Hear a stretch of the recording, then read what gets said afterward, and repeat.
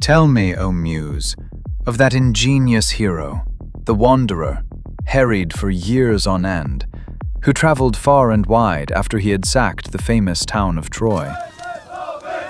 Many cities did he visit, many towns did he see, and many distant lands did he learn of. There he learned the minds of many men, and the customs of nations whose manners he was not yet acquainted with. Moreover, he suffered greatly by sea, weathering many brined and bitter nights and days. Sorrow lived inside his heart out on the deep, as he struggled to save his own life and bring his men home safely. But do what he might, he could not save his men. Not by will nor valor could he save them, for they perished through their own sheer folly. Their own recklessness destroyed them when they ate the cattle of the sun god Helios. So the sun god Helios, who moves all day through heaven, prevented them from ever reaching home, and took from their eyes the glorious sight of their return. I am Odysseus, son of Laertes, a raider of cities, skilled in all ways of contending, known amongst all men for guile in peace and in war. My reputation has crossed the skies and has been heard on Olympus. My home is Ithaca, a rugged island lying low in the sea, yet renowned for brave men. I have known no companions more loyal than mine.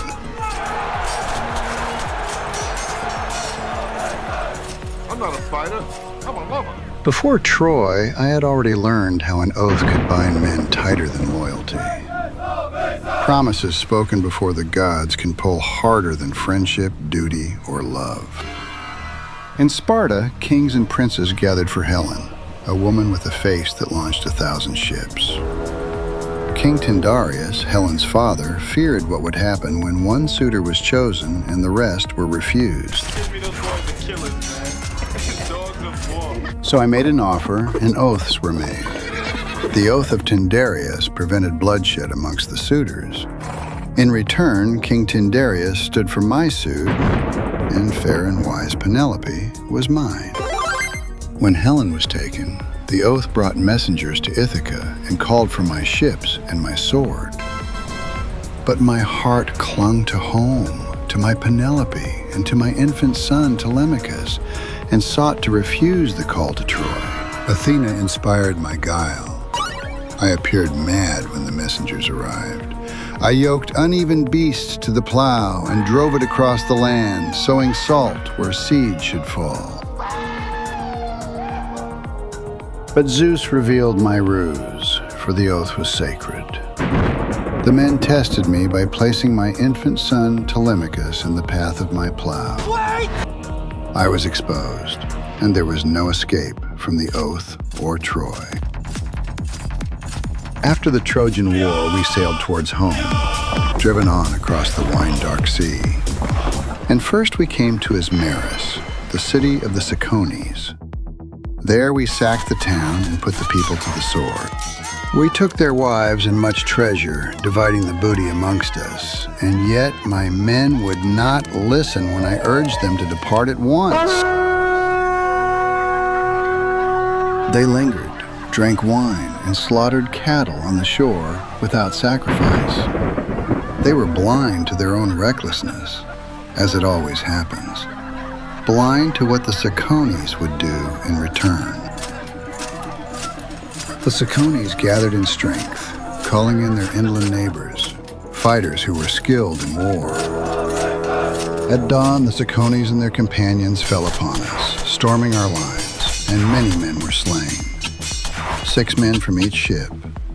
Before long, we broke away and fled back to the sea, harried and diminished, leaving our dead behind us. Then Zeus, the lord of cloud and thunder, raised against us a great gale of wind, so that land and sky were hidden together, and night came down from the heavens. For 9 days we were driven, harried by foul winds, our ships tempest-tossed helplessly over the wine-dark sea.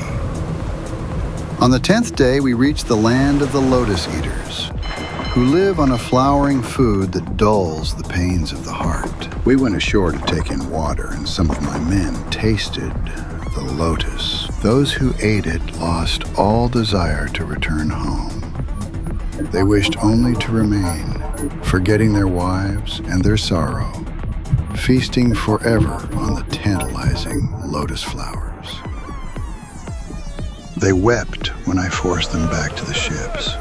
I bound them fast with chains beneath the benches and commanded the others to embark at once, lest any more should taste the lotus and abandon our hope for home. So, thankfully, they remembered their places at the oars, struck the wine-dark sea with steady strokes, and we rowed out again in search of seafaring wind, leaving our forgetfulness behind us.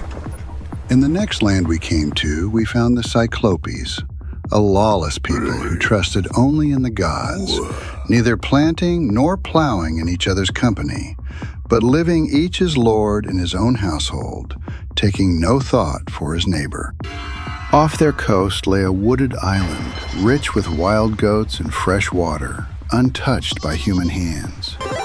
There we rested for a time, feasting on meat and wine, yet my heart was drawn to the mainland opposite.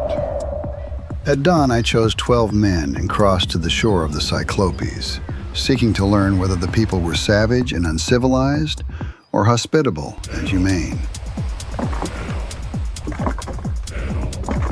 We came to a vast cave near the sea, shaded with laurels, filled with pens of sheep and goats and racks heavy with cheese. My men urged me to take what we could and flee, but I would not listen.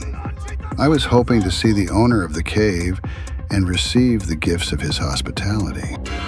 When the Cyclops returned at dusk, bearing a mighty load of wood, he shut the cave with a stone so great that many teams of horses could not have moved it.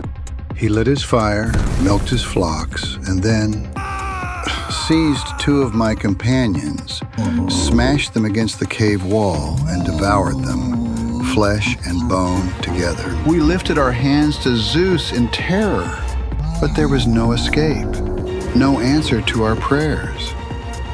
And what could we do? We survived that night with our precious lives, while lamenting our dear friends. At dawn, the Cyclops drove his flocks from the cave by rolling back the great stone, then set it fast again. When he returned later that evening, he seized 2 more of my men and made his savage meal. Overwhelmed with despair, my heart turned to iron as I planned. Athena presented me a great olive staff, which we sharpened into a stake and tempered in the fire. When the Cyclops had eaten and drunk his fill of wine, he asked, "Mortal, what is your name?" "Me? I'm nobody." Then sleep overcame him, and my plan went to work. And we drove the stake into his single eye, boring it deep as a shipwright bores the mast into the hull. In agony, he roared and called to the other Cyclopes for help. "Help me, brothers!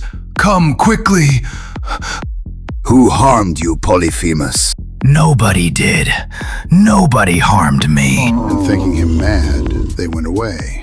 At dawn, he rolled back the stone once more, sat in the doorway, and felt the backs of his sheep as they passed. By Athena's grace, we bound ourselves beneath the rams, and so we escaped the grasp of the blind Cyclops. We scattered as he raged behind us.